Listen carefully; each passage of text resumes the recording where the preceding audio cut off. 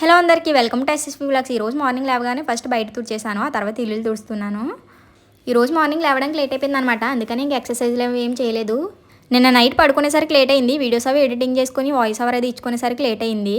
ఇంతకు ముందైతే నేను ఎప్పుడు వీడియోస్కి వాయిస్ ఓవర్స్ నైటే ఇచ్చుకునేదాన్ని. ఇప్పుడైతే ఎప్పుడు వీలైతే అప్పుడు ఇచ్చేస్తున్నాను.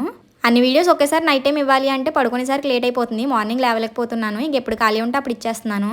ఎప్పుడు వీడియోస్ అప్పుడే వాయిస్ ఓవర్ ఇచ్చేసుకుంటే చాలా ఈజీగానే ఉంటుంది. తర్వాత నేనైతే బట్టలు నానబెట్టేసి మా తమ్ముని లేపుతున్నాను. వీడిని కరెక్ట్గా టైంకి మాత్రం అస్సలు లేపకూడదు. ఒక 15 మినిట్స్ నుండి లేపుతూ ఉంటే అప్పటికెప్పుడుకో లేస్తాడు.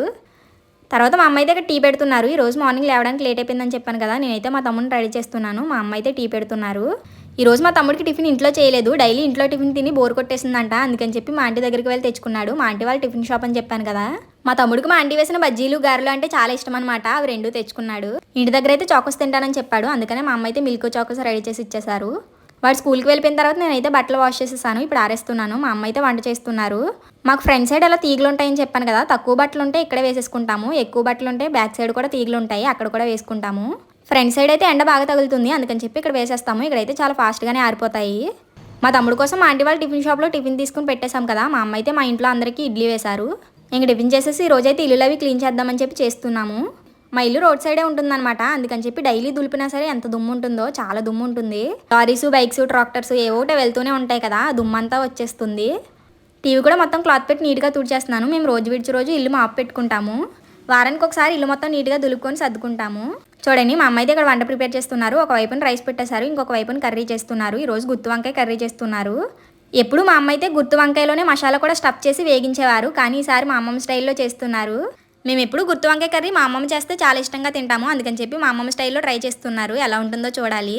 మా అమ్మ చేసిన గుత్తి వంకాయ కర్రీ కూడా చాలా బాగుంటుంది, కానీ మా అమ్మమ్మ చేసిన గుత్తి వంకాయ కర్రీ ఇంకా టేస్ట్ బాగుంటుంది. ఫస్ట్ వంకాయలన్నింటినీ ఇలా వేగించేసి ఆ తర్వాత మసాలా వేగించి ఈ వంకాయలను అందులో వేస్తుంది. నాకైతే వంకాయ అంటే అసలు ఇష్టం ఉండదు, కానీ మా అమ్మమ్మ చేసిన గుత్తి వంకాయ కర్రీ చాలా ఇష్టంగా తింటాను. అలా అన్నానని చెప్పి మా అమ్మ అయితే ఈరోజు ట్రై చేస్తున్నారు. ఈరోజు కిచెన్లో షెల్ఫ్లు అవి కూడా నీట్గా క్లీన్ చేసుకుంటున్నాము. ఎలా వస్తున్నాయో తెలియట్లేదు, కానీ మేము ఎంత నీట్గా ఉంచుకున్నా సరే మొత్తం చిన్ని కాక్రోచెస్ వచ్చేస్తున్నాయి. అందుకని చెప్పి ఈరోజు మొత్తం అన్ని నీట్గా తీసేసి క్లీన్ చేసేస్తున్నాను. కిచెన్లో కాక్రోచెస్ అస్సలు ఉండకూడదు కదా, దానివల్ల చాలా హెల్త్ ప్రాబ్లమ్స్ వస్తాయి. రోజైతే మొత్తం నీట్గా క్లీన్ చేసేసుకుంటున్నాము. నేను కిచెన్ క్లీన్ చేసేలోపు మా అమ్మ అయితే రూమ్స్ మాప్ పెట్టుకొచ్చేస్తున్నారు. మేము ఎప్పటికప్పుడు ఇలా క్లీన్ చేసుకుంటూనే ఉంటాము, అయినా సరే ఈ కాక్రోచెస్ ఎలా వస్తున్నాయో తెలియట్లేదు. ఇక మొత్తం అంతా క్లీన్ చేసేసి పేపర్స్ వేసేసి కాక్రోచెస్కి చాక్ పీస్ ఉంటుంది కదా, అది మొత్తం గీసేసాను.